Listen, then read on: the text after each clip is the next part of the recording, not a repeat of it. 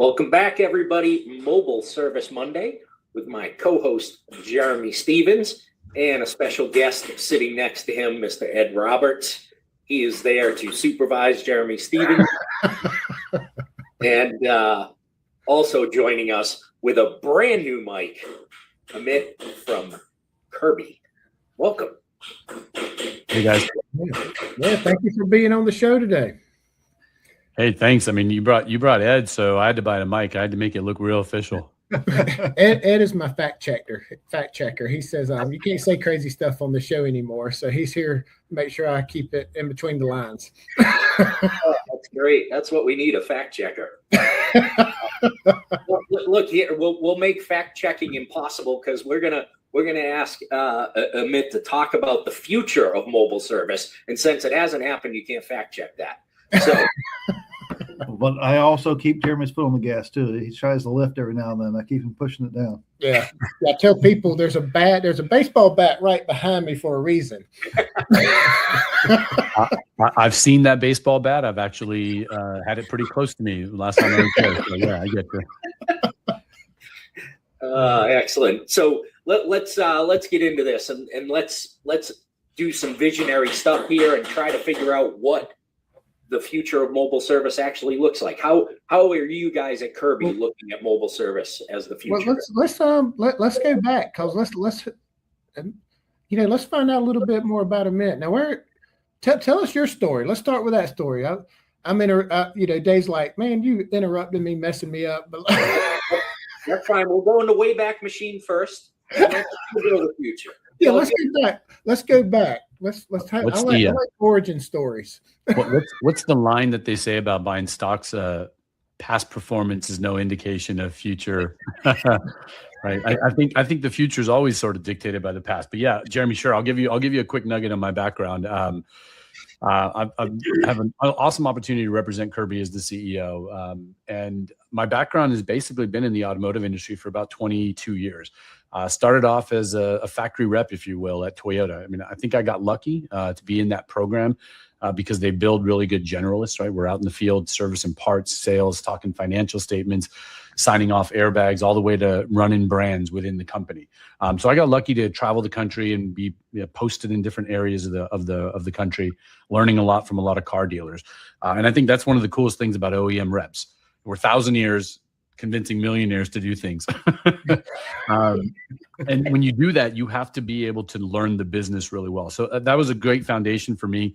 I had a cup of coffee with FCA or Stellantis after Toyota. I was there for 13 or 14 years, made a stop by in Stellantis, and then made a pivot because the family just wanted to stay in Southern California and went to go work for Edmunds. And really, I think I got a really cool break when I got the opportunity to join a 6-person team at Roadster, which was a first digital retailing platform. And you'll see some similarities with Kirby and Roadster because we're very small, very organic. And I think the most important thing is we're authentic. And what that means in this space is doing what you say you're going to do. That gets you a long way in the automotive industry. I got a call a couple of years ago, and they asked if I would want to take the keys to Kirby and try to help position Kirby as it pivoted from the direct-to-consumer company that we were. So we had our own tools, our own trucks, and our own technicians. And we were pivoting away from that to basically address the needs of what we saw coming down the pike. And to be brutally fair, not to make this overcomplicated, the phone calls we started to get from car dealers, essentially seeing all the things we're seeing now a couple of years ago. I will say the one simple decision-making process that I went through was being able to do something in the fixed op space. It was mission critical to me to be able to do something on the side of the business where I believe the attention wasn't there, and it actually is the engine that drives the car. And so to be able to come into fixed ops with a brand, with something that was a little bit more novel that you guys know quite a bit about, which is just this convenience factor of mobile service. So that's the story. I get to work with an amazing team over here. I get to work with a bunch of cool dealers. And as we're going to talk about in a few minutes, now we're starting to work with a lot of manufacturers on this also. That's cool. I never knew that you were a Toyota rep. So that's pretty cool. Yeah, it was cool because you got to work for a brand that I think a lot of the brands are this way. I say this all the time. The product quality gap from brand A to brand Z, if you will, is really this now, right? But being able to work for a brand that allowed you to make that investment in your personal growth and the education of how a car dealership runs in unison with the car company, that was the second or third MBA that I think I got at that time. That's cool. Nice. All right, Dave. Now that we're all messed up and sideways, now you can ask your question. Now can we talk about the future, please? But it's not even here yet. I know, but the past goes too far back for me. I can't remember all that. So I'll give you this nugget, Dave, Jeremy, and Ed. The future is always a version of the past, right? For the most part, when Kirby does a demonstration of our platform, regardless of what a dealer said, every dealer said, you can skip the slides, show us how it works. We always sneak in 6 or 7 slides to set the table. But the first slide that we have with our history is a slide that shows a picture of Chrysler and Cadillac doing mobile service in the 1920s with Harley Davidson sidecars and tools. Because a lot of mobile service was offered back then when the footprint of car dealerships wasn't anywhere near what it is today. And so this thing that we're talking about that's brand new that you guys have been doing for 10, 12 years really is pretty rooted in just the fundamentals of customer service and retention and things of that nature. But I'll put a comma there, and I'll just give you maybe 2 or 3 lines of what the future we believe it is. And obviously we have a biases in this, but it's not a biases, it's a subject matter expertise. This is what we do. We're a mile deep in this industry right now. And I think what we're seeing is, it's actually funny because as I'm about to say it, I'm thinking about 45 minutes ago because I was almost late because I went to go drop my car off at the dealership. And when I went there, the loaner car wasn't ready. And so I came back today because I knew I needed to be on this podcast. And so if you just think about mobile service, this dealership, and I'm not going to out the brand, this dealership does not have it. And believe me, every time I go in there, I leave a business card. Just call me. I know a guy that services those too, though. You didn't even hear the brand, but I love the fact you just said that. So if you think about the future is not whether or not it's me in my position, a single mom at home who's on a Zoom that's got 2 kids in the background that needs to take care of this, people who don't have the ability to leave their homes, or at the end of the day, the folks that just don't want to do any of this stuff, they're going to demand that their partner in the automotive industry provides this level of service pretty soon. And we know it's already taken place. And then more manufacturers and more dealers are going to have to fall into suit because every single data point is showing us that. Whether or not it's the 2-year-old vehicle that no longer prefers a dealership, whether or not it's the retention numbers, whether or not the variable ops roller coaster. At the end of the day, the demand of the customer is going to be that you need to come to me because we keep comparing ourselves to this industry. And what we need to compare ourselves to is DoorDash and Chipotle and the dog groomer and the guy that just cut the hair of my neighbor out of a mobile van 2 weeks ago. there you go. Now that's the first. I didn't know they had mobile barbers now. Believe me, I gave him a business card too. Ed and I do not know anything about mobile barbers. I can tell you that. Is there such thing as a barber? and that is a great point right there, right? Is that we're really good at comparing ourselves to ourselves, right? And I hear often people talking about the best practices, right? Well, the best practices are the best of the best within our industry, not necessarily the best in other industries, right? Where the DoorDashes of the world, the Walmart has grocery stores. I can get groceries delivered. Like I don't need to leave my house for much if I don't want to. And we need to get car service to be the same thing. I can tell you there's nobody doing mobile service around my area. As much as the dealer that I used to work at, not that far away, every month they send me a postcard that talks about mobile service, and they don't have mobile service. So there's another gap there. That's a different show. But the fact that we only compare ourselves to ourselves is something that hinders us. And we really need to get outside of that thinking so that we can start to expand and start to understand how mobile service can fit into the dealership. Right, because I see a lot of people that they put the post up about the mobile service van that's parked 3 cars deep because it didn't go out today for some reason, right? Because it's not treated like Bozard treated it, as a separate business that needs to be nurtured, needs to be grown. It's not, you're not just going to plug it in and all of a sudden we've got mobile service with 47 vans that are running, right? There's a process that has to go into this. Yeah, I talked about this. Sorry, I didn't mean to jump on you there, but I talked about this last week. We went to go see a really large dealer partner of ours, and the van wasn't there, or the vehicle wasn't there. And that was the greatest validation that we had, was that the vehicle wasn't there. We knew where he was at because we saw it on our software, but that's the whole point, is we didn't want the vehicle to be there. We wanted it to be where it's supposed to be, which is in someone's driveway.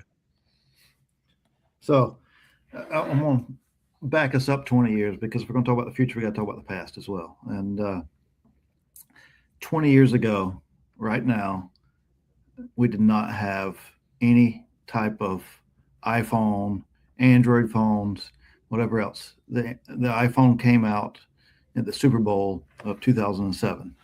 Well, we're 2026 right now. And you fast forward 20 years, and going back to that time frame, let me stay there for a moment. Going back to that time frame, if you needed something for the house or for whatever else, you was going to some type of departmental store, whether it was Walmart, Home Depot, Lowe's, whatever. And we fast forward 20 years, and those are the exceptions now. We go there as an exception rather than the rule. The rule is you go to on your phone, that didn't exist then, and you order it. Well, today, the rule is you go to the service department and get your vehicle serviced at, whether it's at a car dealership or an independent or wherever, that's the rule. But that has to become the exception. And whether that takes 5 years, 10 years, 20 years, it has to be the exception that you go to these places, because our time becomes more and more valuable over time. So 5 years from now, our times will be more valuable then than it is today. And we don't have the time to come do these things today. Ahmet did not have time to drop his car off because he couldn't get back for this. So he got to take more time to go back out there and drop his vehicle off, because they're not going to develop mobile service between the time we hang up with this and him needing to get his vehicle serviced. So the future is going to be the rule, and coming in for service is going to be the exception. As today, the rule is we take our vehicles to places and leave it and drop it off or wait for it and kill the day. And we have to flip flop that.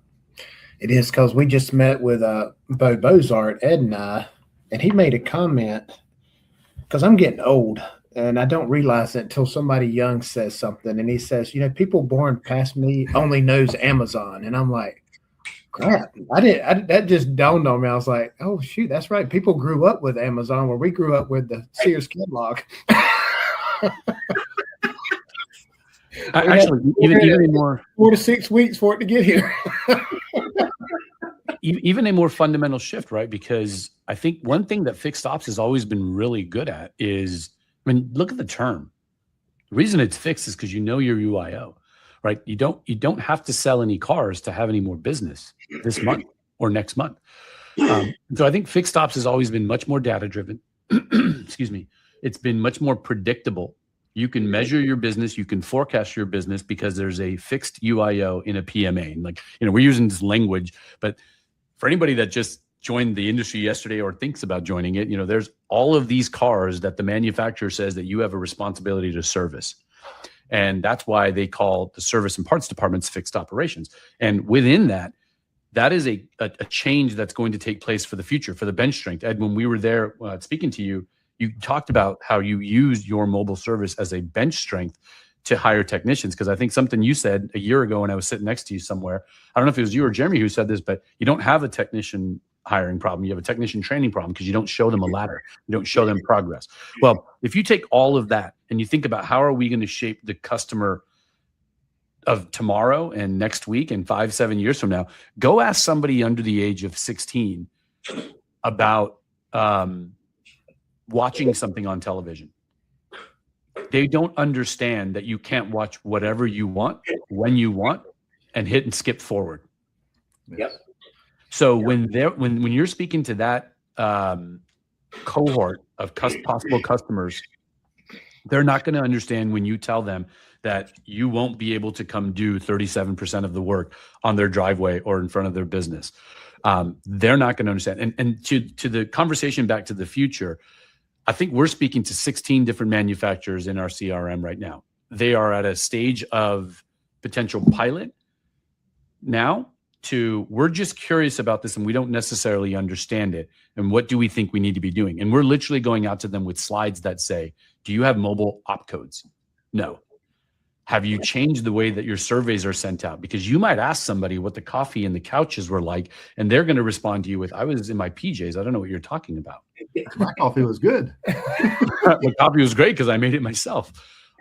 There's so many fundamental things that OEMs need to do, but OEMs are cruise ships in the lake. Us and you as the dealers, we're the speedboats, and we have to show the way of how this takes place so that the manufacturers get on the same page when they're merchandising this, when they're offering this as a tool. And then at the end of the day, it comes back to the sales organization to use it as a value proposition to buy a car from me. I mean, I don't got to tell you guys, I mean, you're a town of 15,000 people and you're one of the largest Ford dealerships in Florida. It doesn't happen by chance, right? Your mobile service vehicles are selling you cars. Absolutely. One of the largest in the country, and there's no reason for that. Every Ford dealer around us should outrun us. But we don't look through, they're not looking through the lenses that we need to look through. And if we look through those lenses, then it becomes clear what mobile needs to be tomorrow. And that is servicing customers on their terms rather than ours. It isn't about